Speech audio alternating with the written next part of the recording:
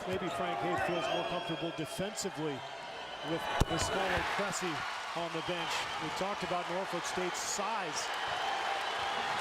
Game is tied at 81. They're on their feet here in Omaha.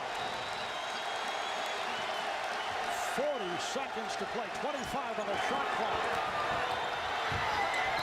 That is way off, and it is there. How often have we seen this afternoon? O'Quinn able to field the air ball, and he will go to the line. Well, a team that lost only 4 times all year, their weakness is the glass. They play 4 guards and 1 big, and in each of their losses, Missouri has gotten pounded on the glass, and that's been the case here. O'Quinn has really taken advantage on that weak side on missed shots. The smaller Matt Presley got caught on O'Quinn and was called for the foul. He's 3 of 4 at the line, looking to complete the three-point play with 34.9 left. Norfolk State with an 84-81 lead. Timeout for the Spartans.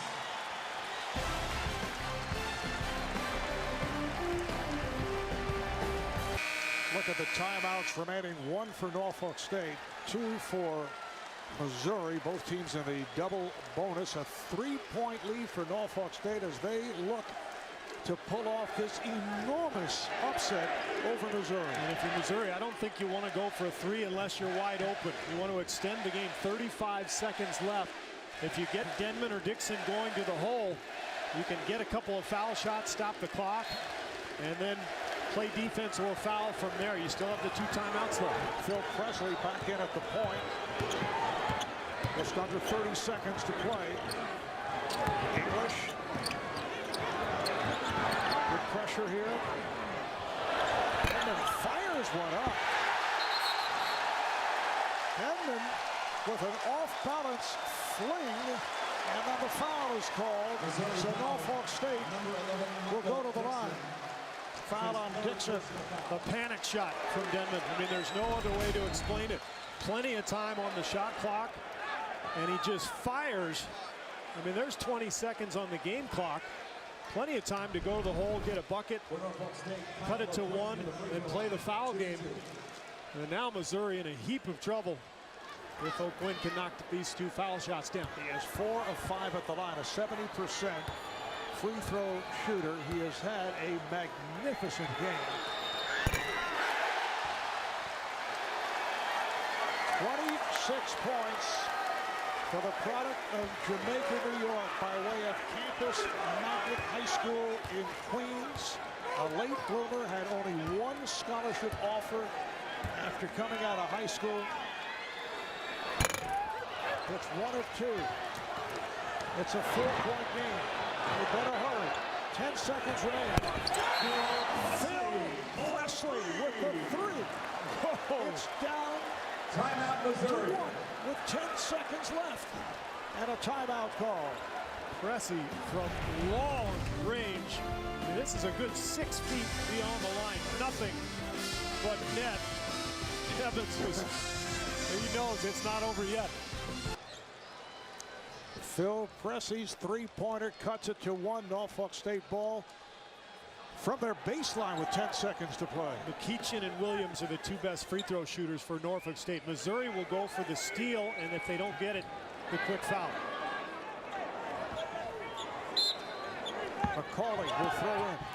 Oh, it was deflected. It comes back to McCauley. He's immediately fouled. A near giveaway. Kim English committed the foul. A good foul that he reacted that quickly. This was a mistake because they were trying to hit Pendarvis Williams behind him on the play. And McCauley got caught up in the moment, I think, and made the pass too quickly, and it could cost his team. He's just a 55% foul shooter, Mark. He's been to the line once, 0 for 1 from the line. 7.7 left in the second half. Norfolk State by 1. Yeah, it looked to me like they were running a little misdirection, bring Tamaris ahead of the play so that they could create a vacuum and bring Bendarvis Williams behind, because Williams is the 81% foul shooter. And now the officials checking the clock just to make certain that 7.7 is correct. Missouri does have one timeout remaining, as does Norfolk State.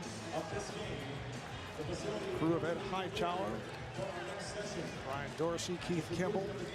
The question is, if you're Missouri, as the officials get this clock straightened out, after the free throw, after the second one, depending on the score, of course, do you want to just push it in transition, or do you want to call a timeout? And this was actually very lucky that McCauley wasn't called for a violation on the end line. It was very close, but it looked to me like the foul was committed right around 7.8 or so. It appears they have gone to 8.2. So they get 0.5 of a second added. So that was a free timeout for Frank Haith. And so his club now should be in position to execute whatever it is he wants, whether it's a timeout or a situation where you just go.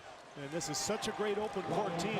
Don't be surprised if they don't take a timeout and just push the ball and run to the three-point line. Steve, as you mentioned, Rodney McCauley only 55% at the line this season, and rainbows the first right through. Cressy enters the game again, back on offense. He's going to push the ball. And I'm guessing they won't call a timeout, or they would have made the substitutions before that.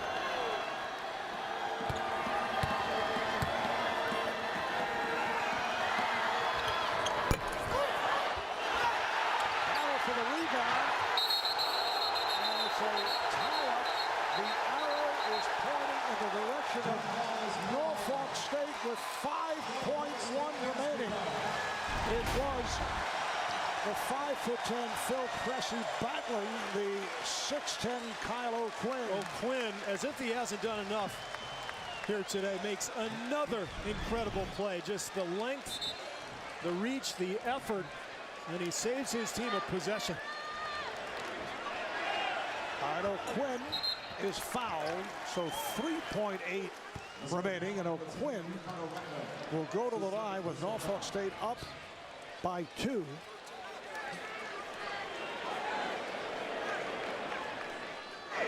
O'Quinn is 5 of 7.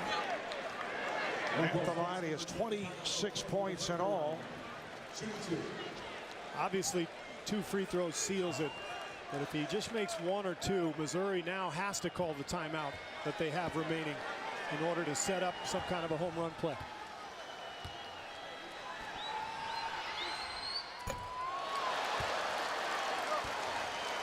Now things are intriguing.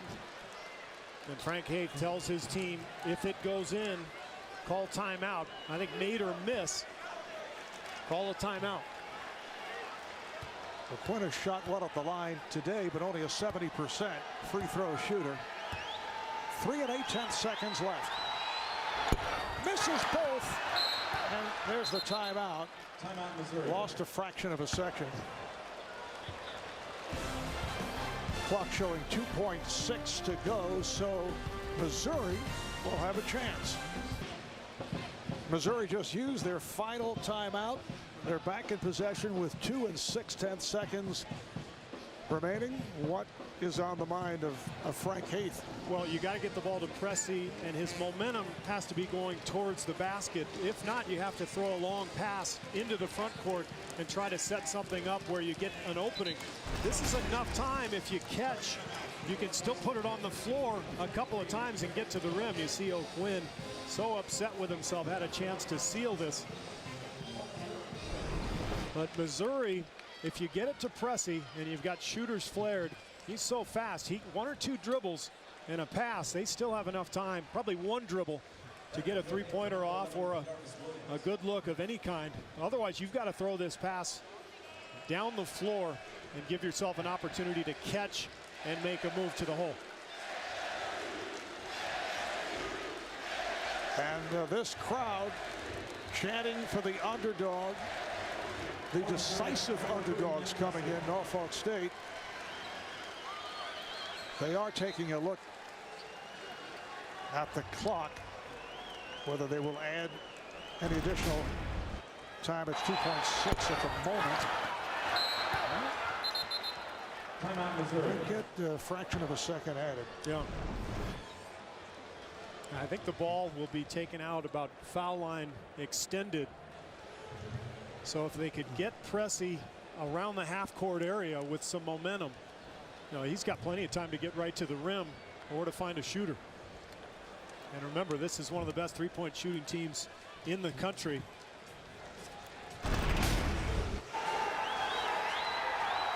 Have a look at that miss by O'Quinn. Trying to listen for the whistle on the replay. Ratliff really should have just corralled the ball and called the timeout immediately. Frank Haith was telling his team in between the free throw attempts what he wanted, but that split second cost them a little bit of time.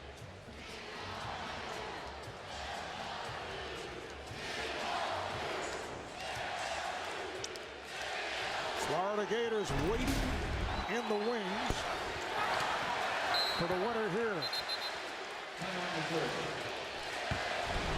And they continue to try and ascertain where or when the whistle was blown. Tough to hear the whistle. Yeah. You know, there was a lot of noise in the building at the time.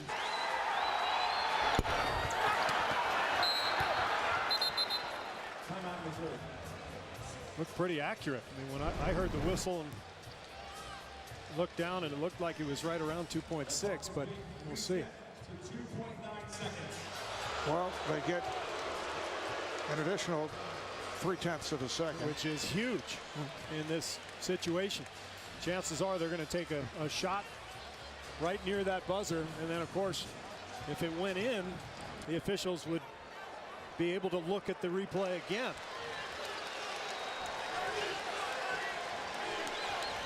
Matt Pressey will inbound.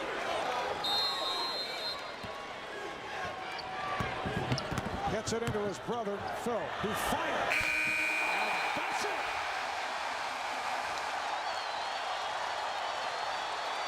A huge upset by Norfolk State over Missouri. Perhaps one of the biggest upsets in the history, certainly of early round play in the NCAA.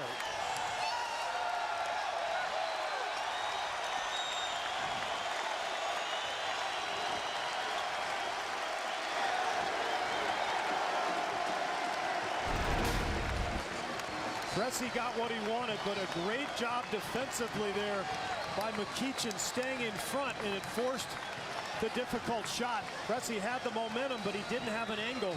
And there you see the anguish of Pressey, the leader of one of the best teams in the country, going home early.